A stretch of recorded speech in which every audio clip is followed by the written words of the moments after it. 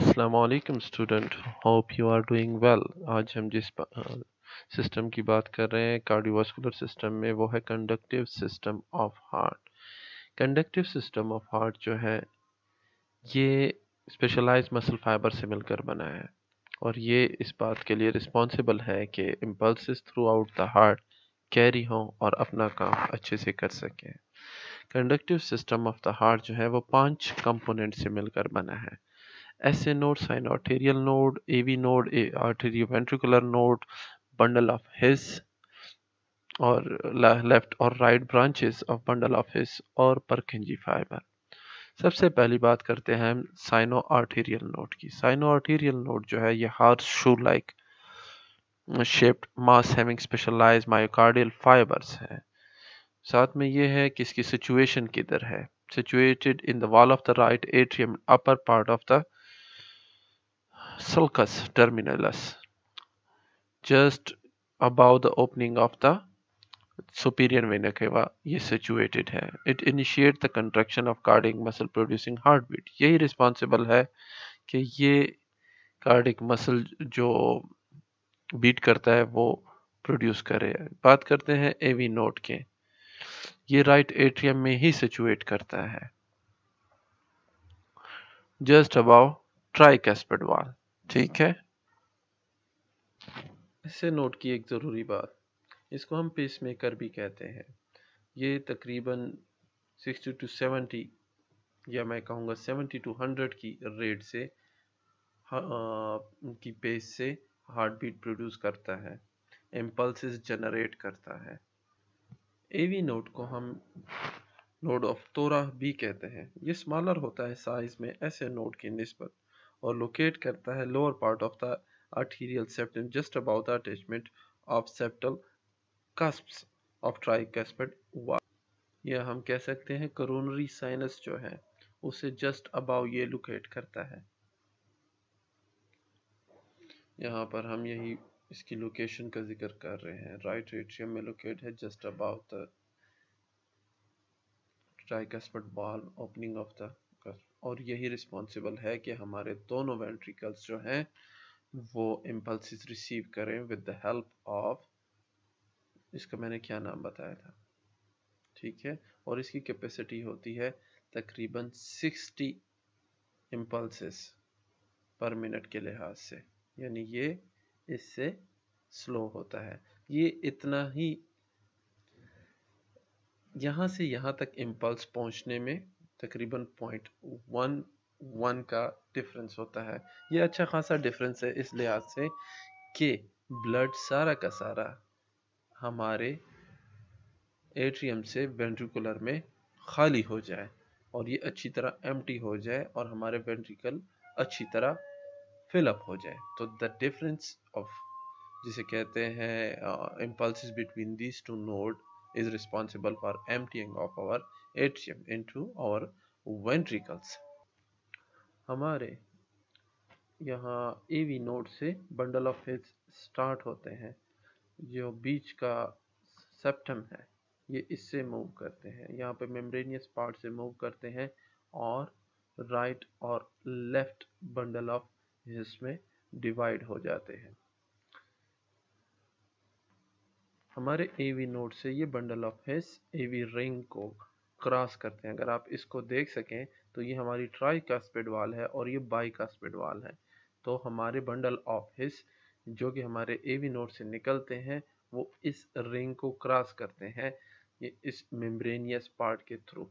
ठीक है, यहाँ से हमारा ये बाइकास्पिड वाल है, ये ट्राइकास्पिड वाल है, मूव करते हैं और इस सेप्टम की तरफ बढ़ते हैं। सेप्टम क्या होता है? हमारे लेफ्ट और राइट वेंट्रिकल्स के बीच में जो सेपरेशन है वो हमारी सेप्टम है।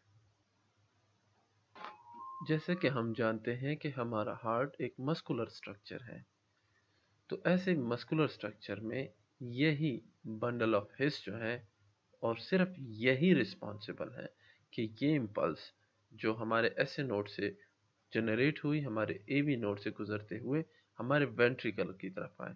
हमारे एट्रियम ने तो इम्पल्स रिसीव कर ली, अब वेंट्रिकुलर वेंट्रिकल्स तक पहुंचने के लिए ओनली एंड ओनली हमारे ये बंडल ऑफ हिस और राइट एंड लेफ्ट आगे जाके एंड देन परकंजी फाइबर्स, ये ही रिस्पॉन्सिबल है। अगर किसी वजह से इसमें मसला हो जाए कि ये अच्छी तरह परफॉर्म ना कर सके, कोई कॉम्प्लिकेशन हो जाए, इसको ब्लड सप्लाई नहीं हो रहा था, इसकी ये अपना काम ना कर पाए, तो हमारे वेंट्रिकल्स अपना काम नहीं कर पाएंगे। क्यों?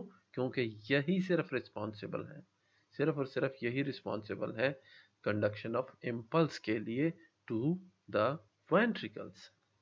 अगर बात करें राइट और लेफ्ट ब्रांच की, तो ऑफ कोर्स राइट ब्रांच जो है हमारे राइट वेंट्रिकल को और लेफ्ट ब्रांच जो है हमारे लेफ्ट वेंट्रिकल को सप्लाई करता है ब्लड, राइट और लेफ्ट को।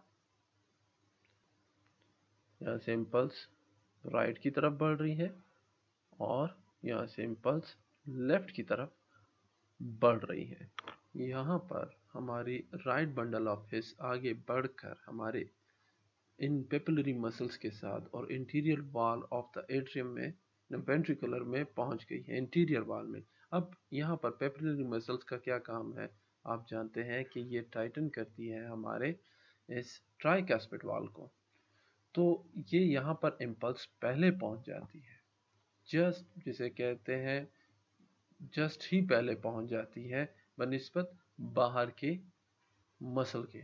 तो ये पहले टाइटन कर जाते हैं और इस टाइटनेस की वजह से हमारे देखिए यहाँ पर पहले पहुंची और बाद में पूरे वाल में सरायत कर रही है। तो इसका फ़ायदा क्या होता है?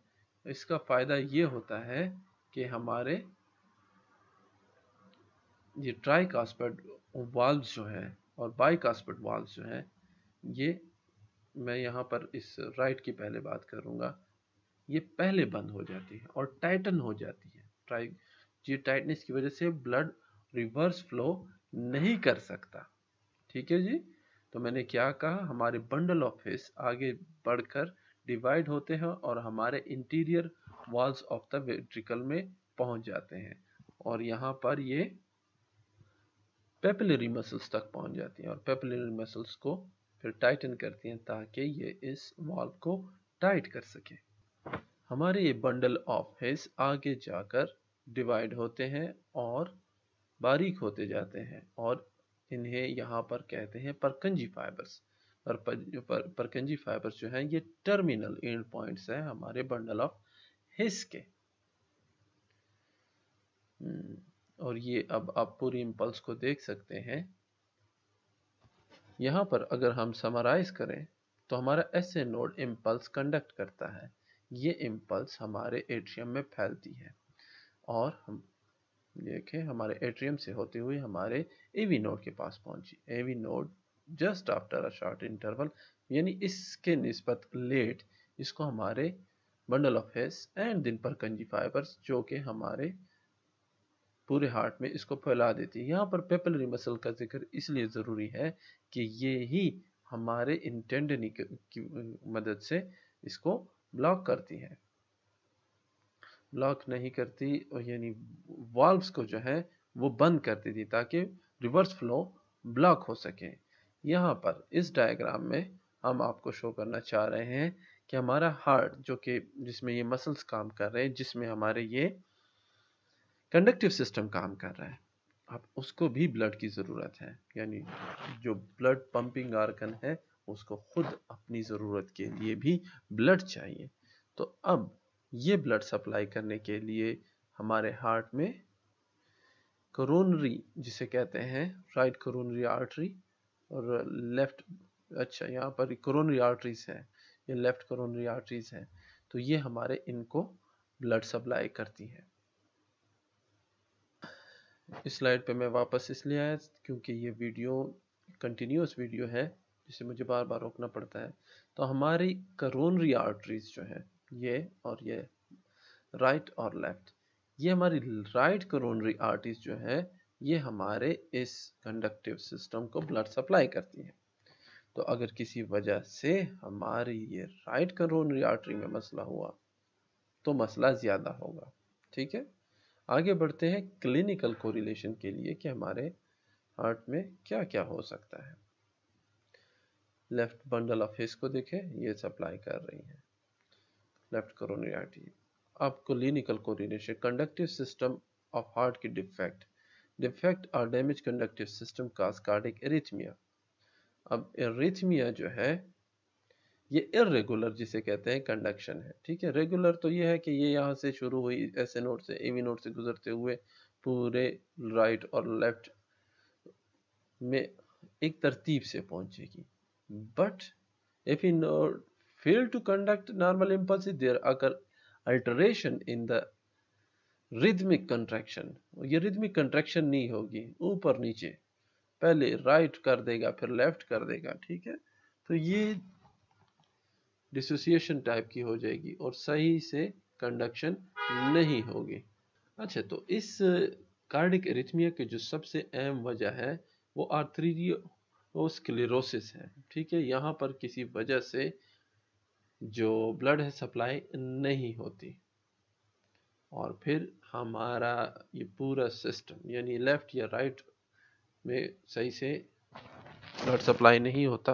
अब देखिए टेकिकार्डिया किसे कहते हैं, ज़रूरत से तेज heart beat, bradycardia, slow heart beat, arrhythmia, irregular. तो ये हमारे 3 कंडक्टिव सिस्टम के फॉल्ट है।